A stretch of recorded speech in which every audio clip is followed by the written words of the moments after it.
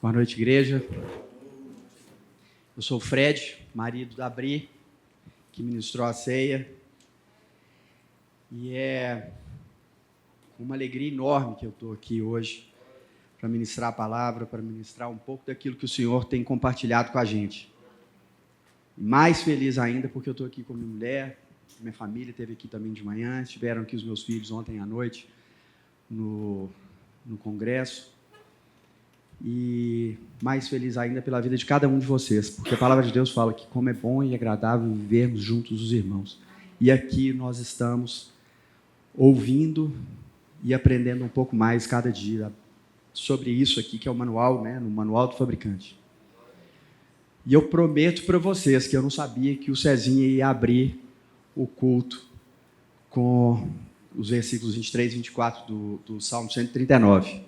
Porque a palavra que eu preparei era mais ou menos sobre isso. E era... Todos aqui conhecem a história de Davi? Toda a história de Davi? Porque são várias, né? São vários capítulos da história dele. E Davi é uma figura, de certa forma, polêmica. Então, às vezes a gente questiona um pouco, mas espera aí, esse cara daí é um homem segundo o coração de Deus? Mas eu queria convidá-los, primeiro, antes da gente começar, a abrir a palavra em Colossenses 3.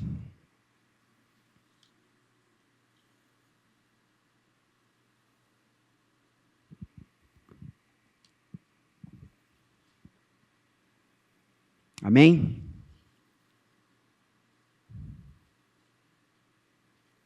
Os versículos 1 e 2,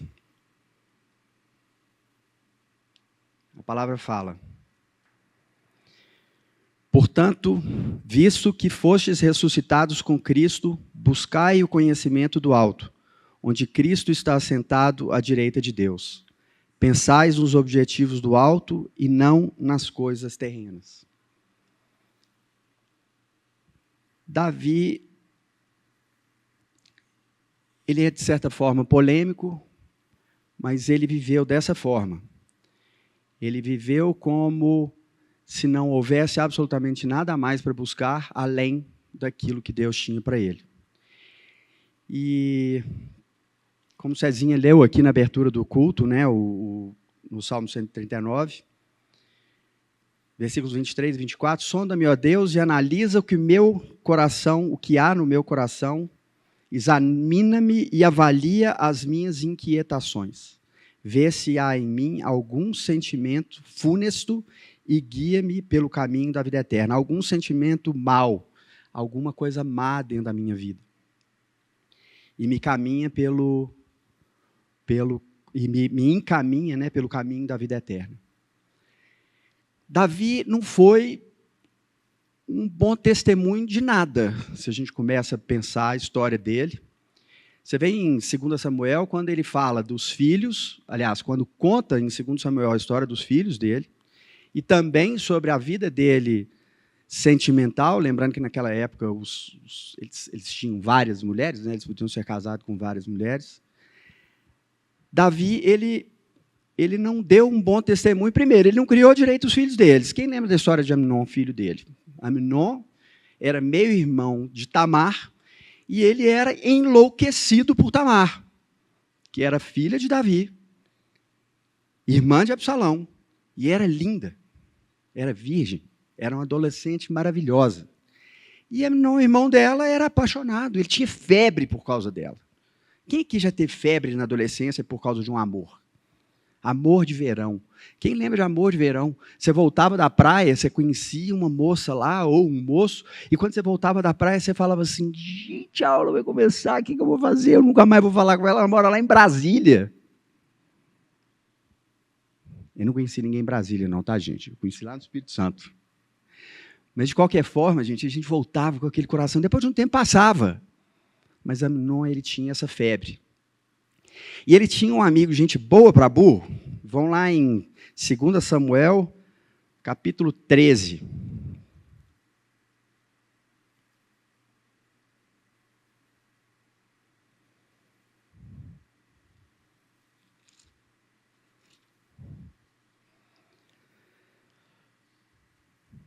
Aqui conta um pouco dessa história, fala o seguinte: Absalão, filho de Davi, tinha uma irmã muito bonita que chamava Tamar. Depois de algum tempo, um outro filho de Davi, chamado Aminon, apaixonou-se fortemente por ela. Aminon a desejou a ponto de adoecer de tanta opressão. Afinal, Tamar era sua meia-irmã e uma jovem virgem. Portanto, pelas leis, impossível de aproximar-se dela como namorado, muito menos para possuí-la. Mas Aminon tinha um amigo chamado Jonadab, filho de Simeia, irmão de Davi. Jonadab era muito sagaz. Quem tem um amigo Jonadab na vida? Este lhe indagou: que acontece contigo, filho do rei, que a cada manhã está mais abatido? Não queres me contar o que há em teu coração? Então Aminon lhe revelou: é que eu amo Tamar, a irmã do meu irmão Absalão.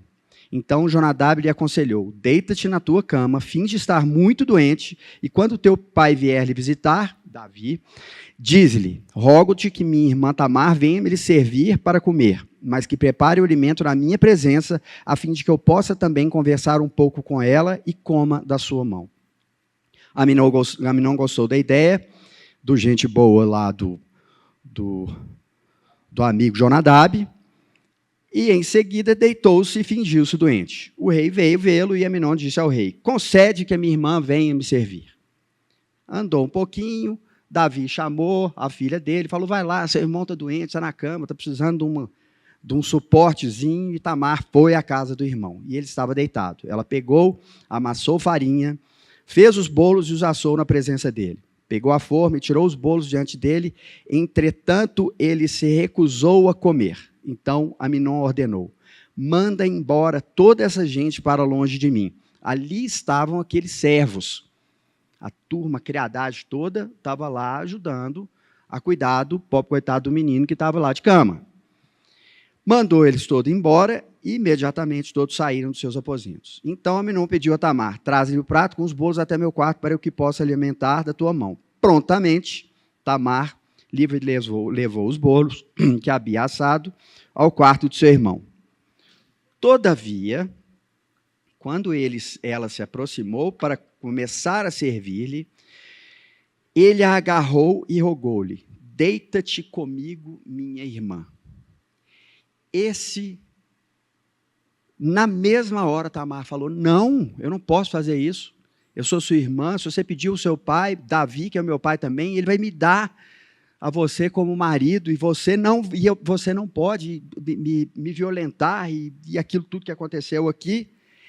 E Aminon simplesmente não quis dar ouvidos, no versículo 14, dominou-a e com violência forçou-a a ter relações sexuais com ele. Logo em seguida, entretanto, Aminon sentiu uma forte rejeição por ela, mais intensa do que a paixão que alimentara em seu interior há tempos. Ele ordenou: levanta-te e vai embora depressa.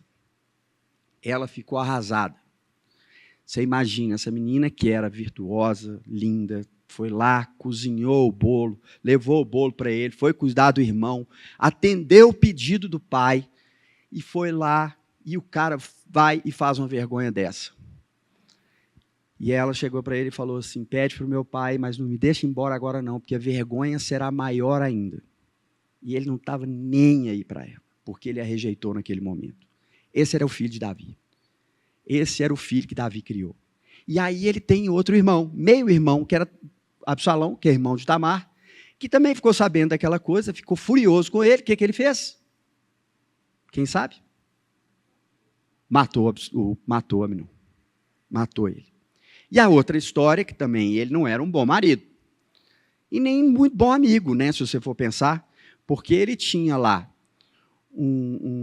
aí agora a gente pode voltar um pouco ali no 2 Samuel, versículo, capítulo 11, 2 capítulos aí. E Davi estava lá no palácio, tinha tomado uma sauna, estava no roupão dele em cima daquele deckzão grandão, ele olhou da janela e tinha lá uma mulher maravilhosa que ele viu na casa vizinha. Ele viu essa mulher e falou assim: quem que é essa? Aí o servo dele falou assim: essa é Tamar. Essa é Betseba, mulher do teu servo Urias. Aí ele falou assim: Urias, aquele que é o chefe da coisa? Não, quero lá, me chama ela. E foi, e a vaquinha foi para o brejo. Desonrou Não só Betseba, mas também Urias. E aí, depois de um tempo, ela veio e falou que ela estava grávida. O que Davi fez? Pegou Urias, chamou o chefe da guarda e falou: pega Urias e manda ele para a guerra.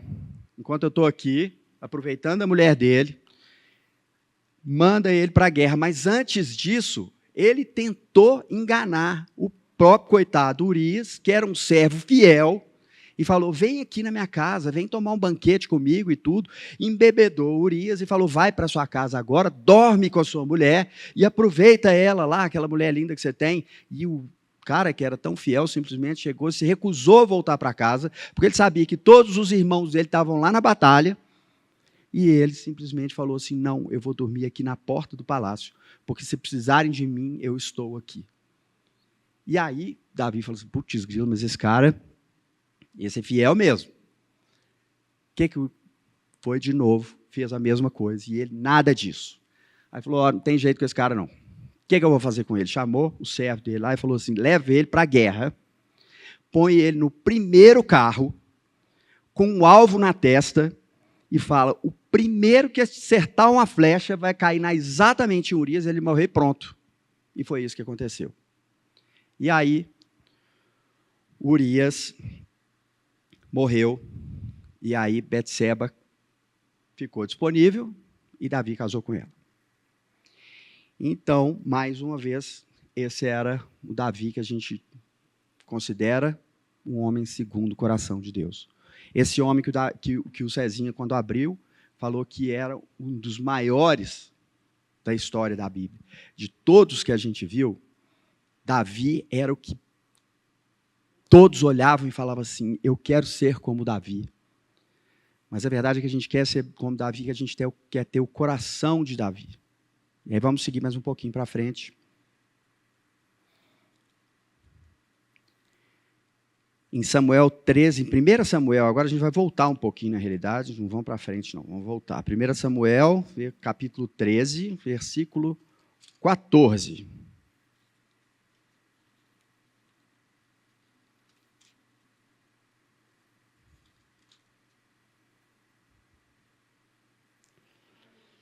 Para contextualizar, Saul era rei, e Saul já estava naquela fase de que estava fazendo tudo contrário à vontade de Deus. Ele ensoberbeceu de tal maneira que Samuel simplesmente chegou para ele e falou com ele, isso do versículo 14. Mas agora o teu reino não subsistirá, e tu não seguirás governando. O Senhor já escolheu um homem segundo o seu coração e o designou líder do seu povo, porquanto tu não observaste o que Deus lhe havia determinado. Esse homem que Samuel falou com Saul, que Deus havia estabelecido um líder segundo o coração dele, esse é Davi. Esse é Davi.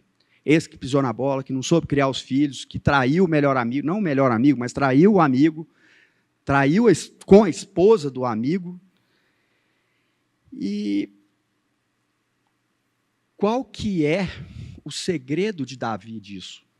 Nós aqui, que cada dia que a gente acorda, a gente luta contra a nossa carne para que nós sejamos um homem ou mulher segundo o coração de Deus. Qual que é o segredo? Qual que é o segredo? Por que Deus chamou Davi, depois de tanta pisação de bola, um homem segundo o coração dele, e Samuel lá atrás já tinha designado ele. Esse líder é um homem segundo o meu coração. Qual que era o segredo dele? Em 1 Samuel 17, capítulo 4, vamos lá passear em Samuel hoje.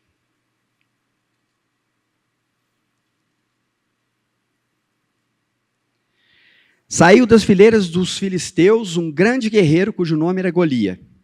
Golias era da cidade de Gate. Saiu das fileiras dos filisteus um grande guerreiro cujo nome era Golias. Ele era da cidade de Gate. Media 2,90 metros de altura. E aqui fala da indumentária dele. Era um gigante, 3 metros de altura, não é ninguém pequeno. E aí, agora nós vamos lá no versículo 10. E esse filisteu gigante disse: hoje lancei um desafio às tropas de Israel. Dai-me um guerreiro e meçamos força em combate, homem contra homem. Quando Saul e todo Israel ouviram tal proposta do filisteu, encheram-se de espanto e de temor. Saul era o líder, era um homem que tinha sido ungido líder por Deus, por Samuel, através de Samuel, mas ele era o líder e ele tremeu nas bases. Ele tremeu nas bases. E aí você vem aqui, lá no versículo 22, mais um pouquinho para frente, tinha lá Davizinho, ele era o quê? Um pastor de ovelhas, irmão de uma galera.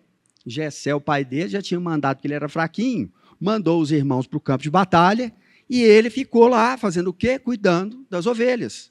Então, o pai dele, Jessé, falou assim, ó, o bicho está pegando lá, leva uma comida para a galera, porque eles estão precisando de comer. Então, Davi deixou os suprimentos que havia trazido com o oficial encarregado das bagagens e correu para a frente de batalha, atrevido.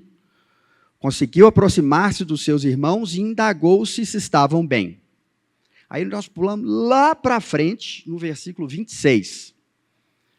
Então Davi perguntou aos soldados que estavam ao seu lado: que é que receberá o homem que matar esse filisteu e desagravar a ofensa contra a honra de Israel?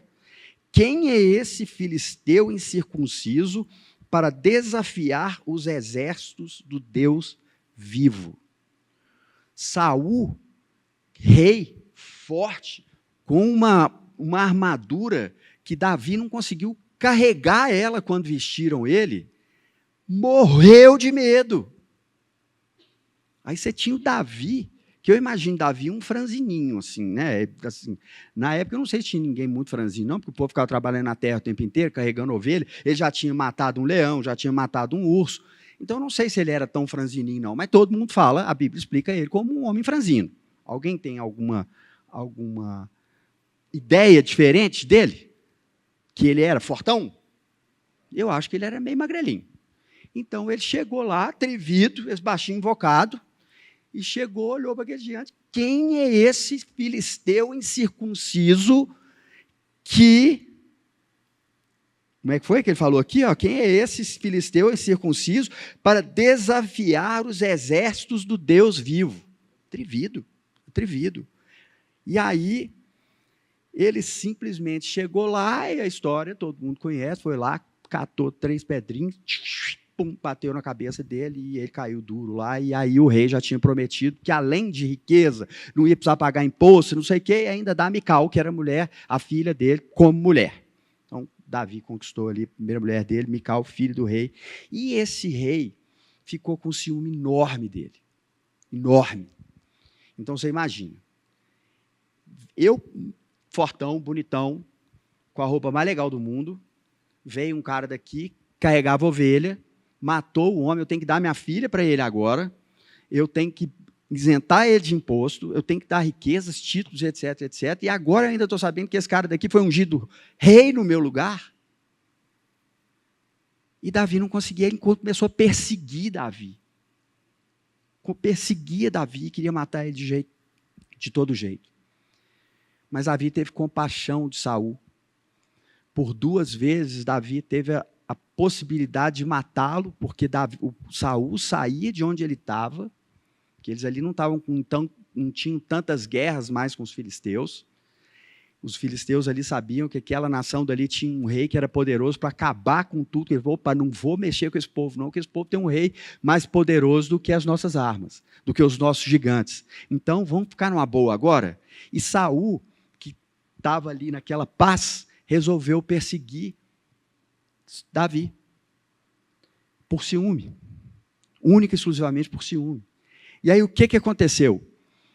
Davi fugiu, escondeu com os amigos dele, foi lá, e uma vez, Saul, numa dessas investidas contra a vida de Davi, ficou com vontade de ir no banheiro e procurou uma caverna. Chegou lá na caverna, quem estava lá dentro escondidinho? Davi e o exército dele.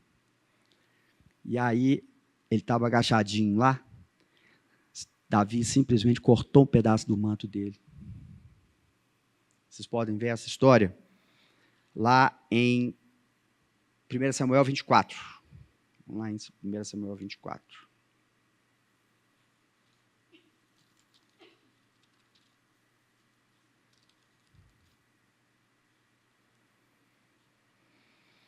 Quando Saul retornou da batalha contra os filisteus, foi informado que Davi se encontrava no deserto de En-Gedi.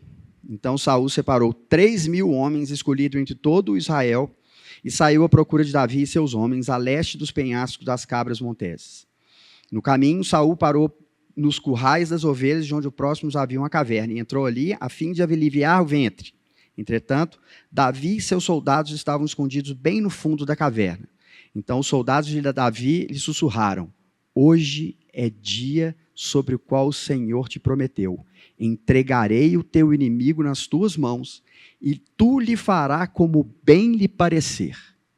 Então Davi se levantou e, em silêncio, cortou a ponta do manto de Saul. Mas depois Davi ficou com remorso por ter cortado a ponta do manto de Saul, e declarou aos que o seguiam: que Yahvé Deus me livre de proceder com vingança contra o meu Senhor, de levantar a mão contra ele, afinal, ele é o rei, ungido pelo Senhor. E a segunda vez, ele estava num vale, perseguindo Davi novamente, e eles foram dormir, e dessa vez, eles falaram: olha, mais uma vez, Deus te deu a chance de acabar com aquele que quer acabar com você.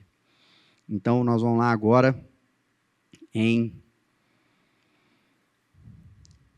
1 Samuel 26.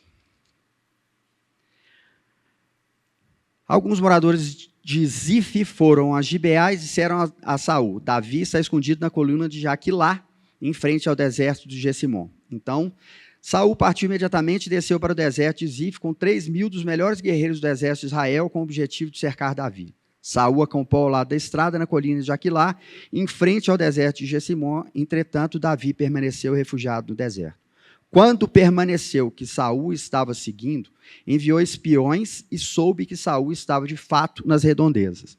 Sem demora, Davi foi de onde Saul e seu exército, até onde Saul e seu exército estavam acampados, e viu onde o lugar onde Saul e Abner, filho de Ner, que era o segurança particular de Saul, e seus soldados haviam se deitado. Saul estava dormindo dentro do acampamento, com o exército acampado ao redor. Então Davi perguntou ao heteu Aimeleque e Abissai, cuja mãe era Zeruia e cujo irmão Joabe: quem descerá comigo ao acampamento até Saul?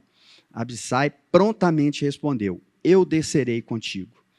Então Davi e Abissai entraram durante a noite no acampamento. Saul estava dormindo e tinha fincado sua lança no chão, próximo de onde recostara a cabeça. Abner e alguns outros soldados estavam deitados à sua volta.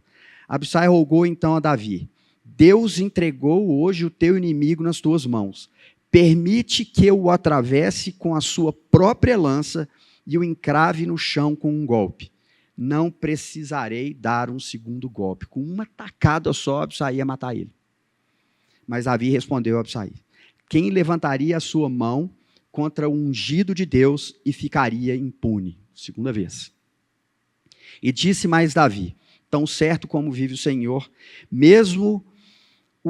Deus mesmo haverá o de ferir, quando chegar a sua hora e ele morrer, ou quando no campo de batalha tombar morto. Depois disso daqui, Davi ainda, como da primeira vez, chegou e falou assim: eu tive a chance de te matar e não te matei, por que você está me perseguindo? Eu sou seu amigo, eu não quero o seu mal. De novo, aqui ele falou: olha aqui sua lança. Por que Abner, que é esse aí, que era responsável por você, por te guardar, por te proteger, o que ele estava fazendo dormindo? Eu poderia ter te matado. Uai, mas como é que eu sei? Cadê a sua lança? Olha ela aqui. Jogou para ele a lança. Davi tinha um coração, além de um coração perdoador, ele era generoso, de tal forma que quando Saul, toda a descendência de Saul morreu, sobrou um menino. E esse menino, essa história, vamos lá em um descendente, né? Era filho, inclusive, de Saul. Oi? Ah? Espera aí que eu não estou te ouvindo, não. Você tem que gritar mais alto. Eu sou surdo, viu, gente? O meu HD externo, às vezes, cochicha uns negócios no meu ouvido aqui, mas, às vezes, a conexão fica meio ruim, assim. Mas, enfim, segunda Samuel 9, vamos lá.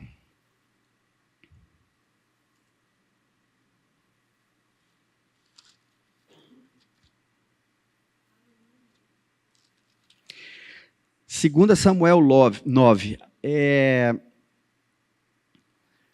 Será que alguma pessoa da família de Saul ainda vive? Se houver, eu gostaria muito de encontrá-la e fazer algo de bom por essa pessoa, em memória da minha amizade por Jonatas. Jonatas era filho de Saul, que esse sim era o melhor amigo de Davi.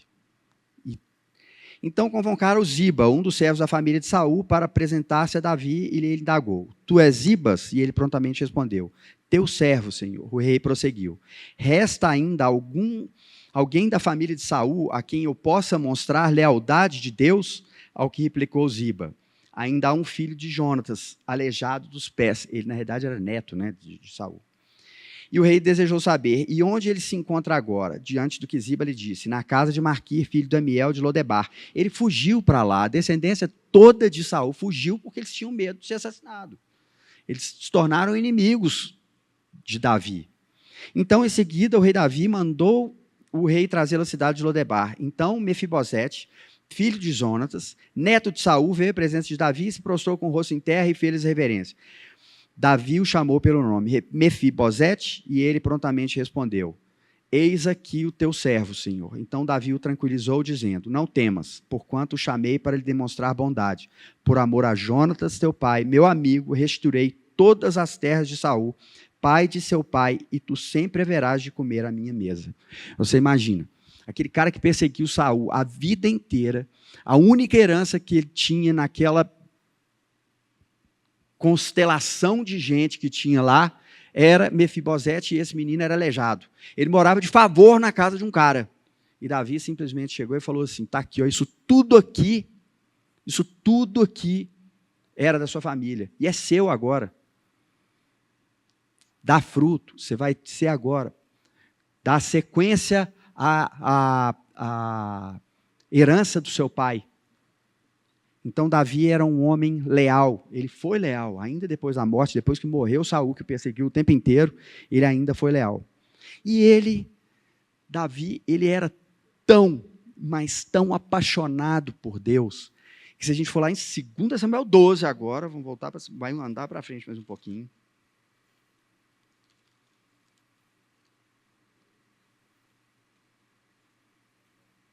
Aliás, antes um pouco. Ele tinha um coração super arrependido. Então vamos no 2 Samuel 12. E Natã, que era um profeta, foi enviado por Deus a Davi para repreendê-lo. Quem lembra dessa história? 2 Samuel 12, versículo 1. Deus enviou seu mensageiro Natã para falar a Davi. Assim que chegou à presença de Davi, lhe propôs um dilema. Numa cidade havia 2 homens, um rico e um pobre. O rico possuía inúmeras ovelhas e grandes manadas. Entretanto, o pobre nada tinha, senão uma única cordeirinha que havia comprado com muito custo.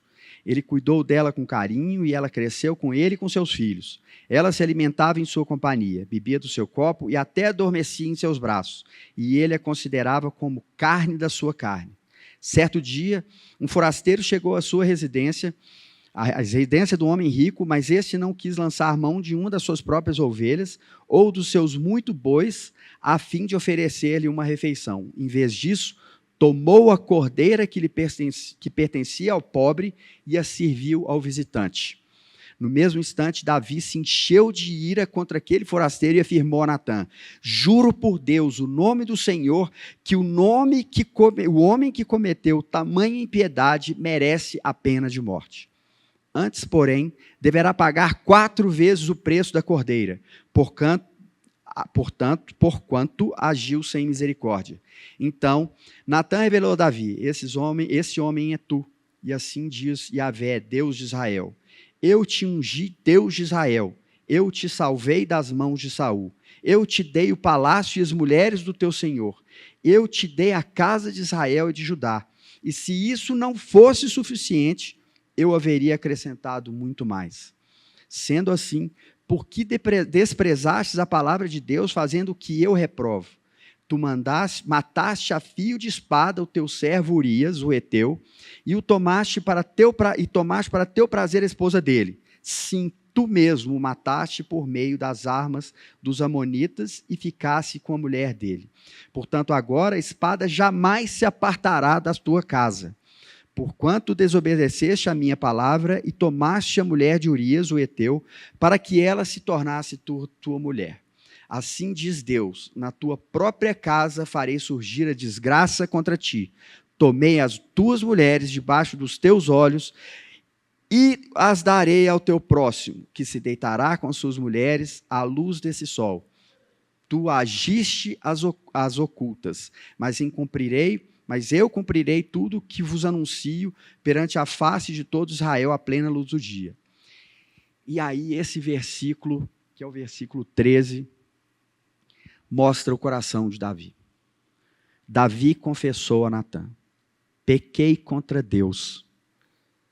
Então Natã afirmou a Davi: por sua parte, Deus perdoa o seu pecado, não morrerás.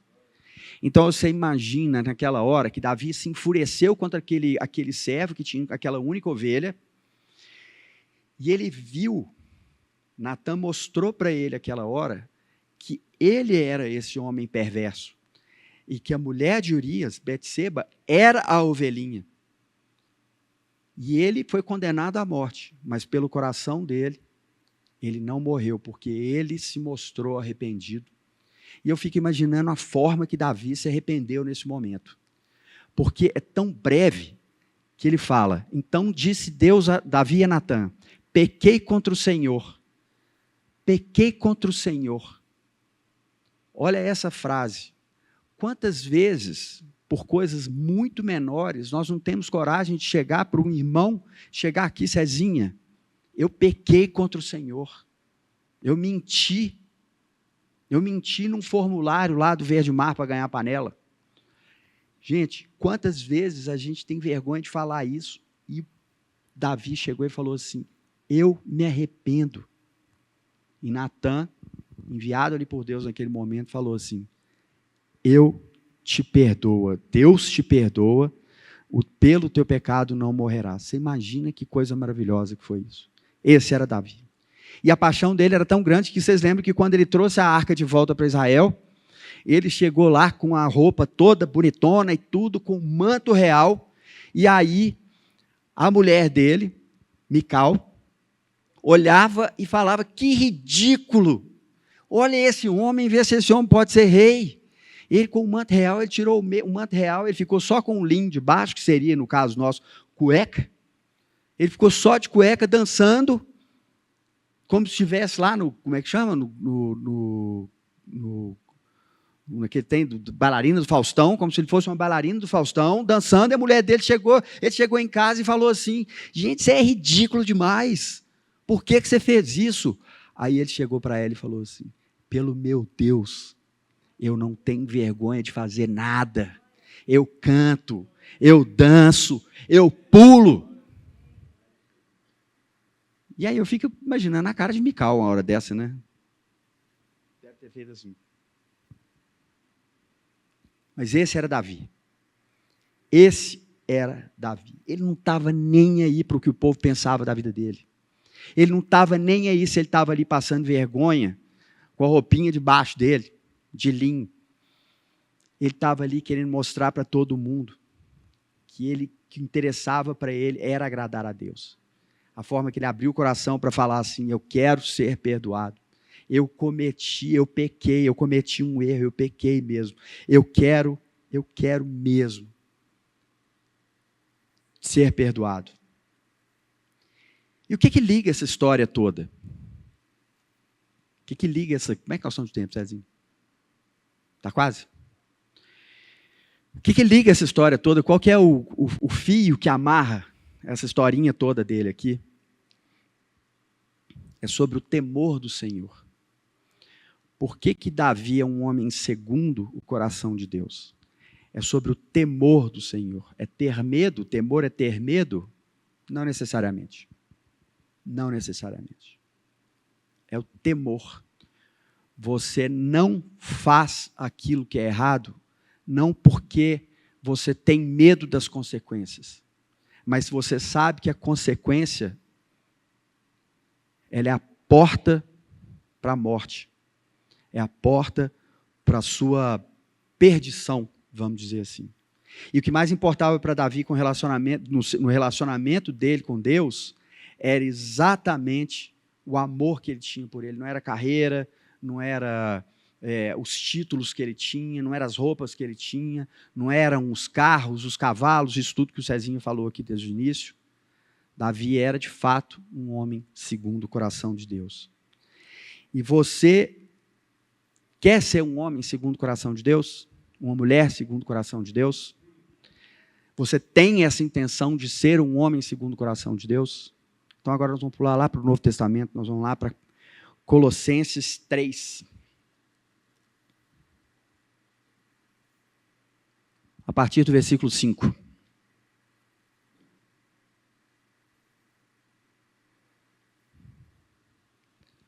Aí vem a parte difícil. Sendo assim, fazei morrer tudo que pertence à natureza terrena: imoralidade sexual, impureza, paixão, vontades más e a ganância, que também é idolatria.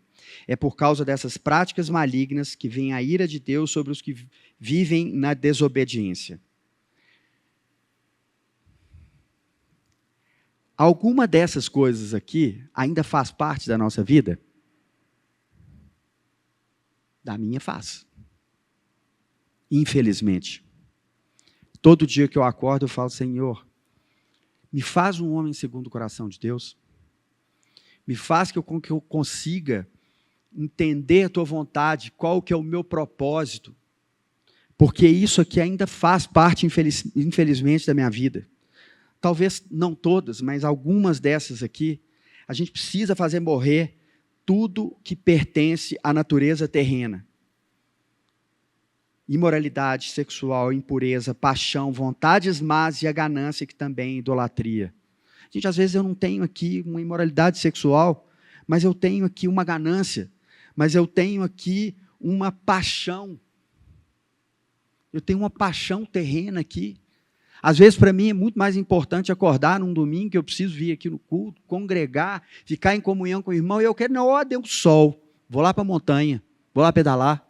Não é, Tatá? Não é isso? Às vezes eu penso, gente, eu não vou na igreja hoje, não, olha que dia maravilhoso, choveu ontem a trilha, não vai ter nem poeira. Eu posso ir para a trilha de pijama, para deitar nas curvas. Imagina? Não, isso é paixão. Estou falando que você não deve pedalar, que você não deve isso, porque a sua comunhão com Deus, ela deve ser diária. Deus não está aqui no domingo de manhã ou no domingo à noite, não. A sua comunhão está com Deus deve ser 24 horas, 7 dias por semana. Mas, às vezes, o Senhor quer te falar alguma coisa e você fala assim,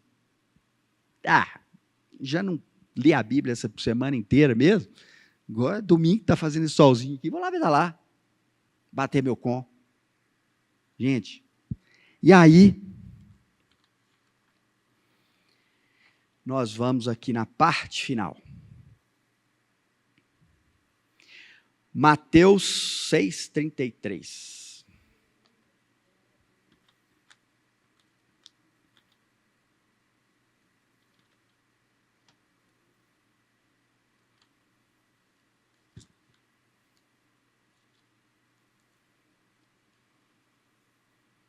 Cezinho, de vez em quando, você acha que fica mais difícil passar as páginas da Bíblia na hora que você está aqui em cima do púlpito? O dedo não acha, né? 6:33.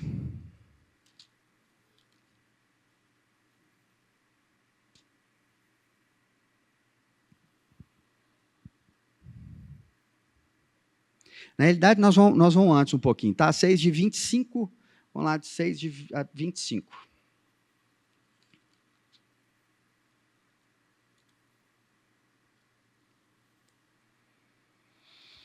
Portanto, vos afirmo, não andeis preocupados com a vossa própria vida, quanto o que haveis de comer ou beber, nem pelo vosso corpo, quanto o que haveis de vestir.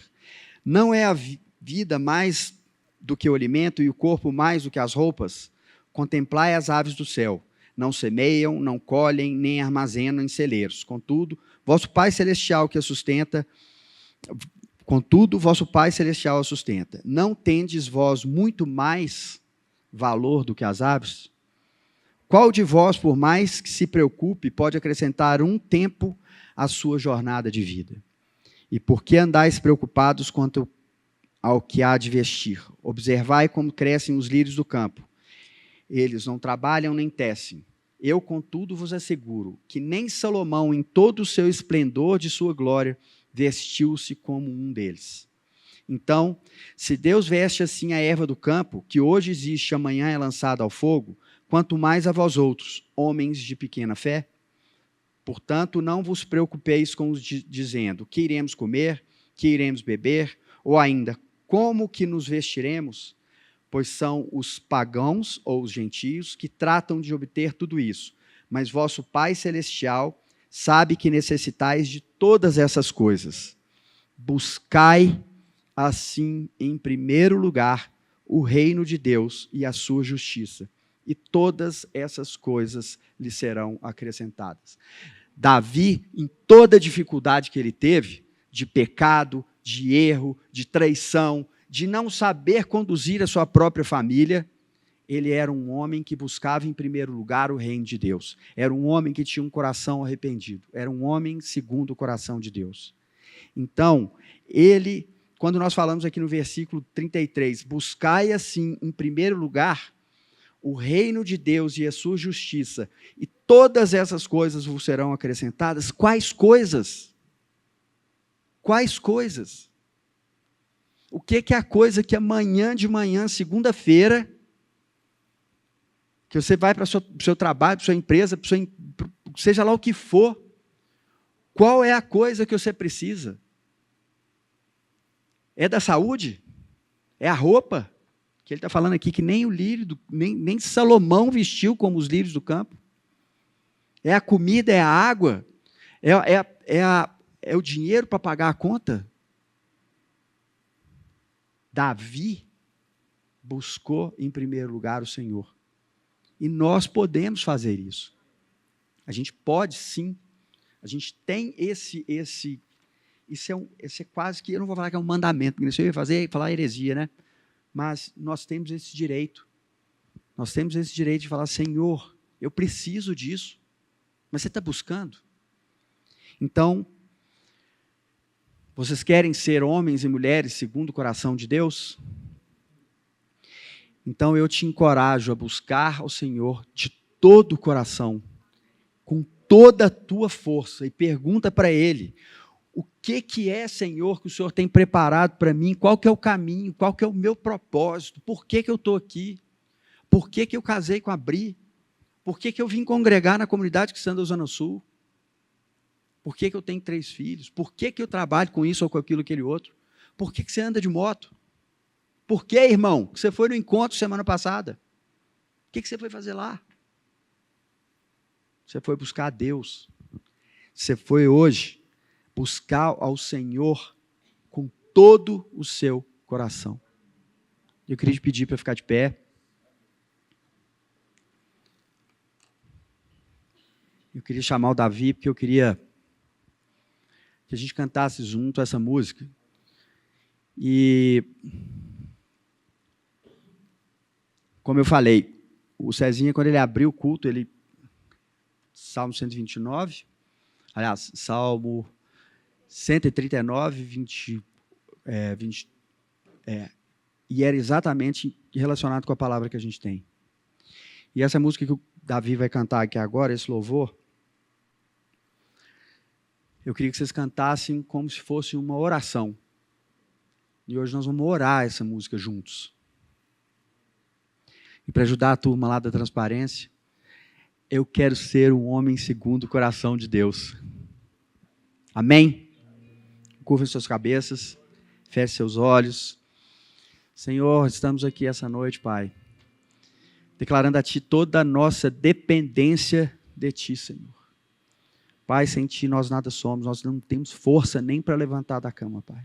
É o Senhor, Deus, com as Tuas misericórdias, que nos levanta, que nos tira da cama, que nos dá o fôlego de vida, que nos dá o ar para respirar. E nós dependemos de Ti, Senhor. E nós queremos ser homens e mulheres segundo o Teu coração, Pai. Nos mostra a Tua vontade, Senhor. Em nome de Jesus. Em nome de Jesus, Senhor.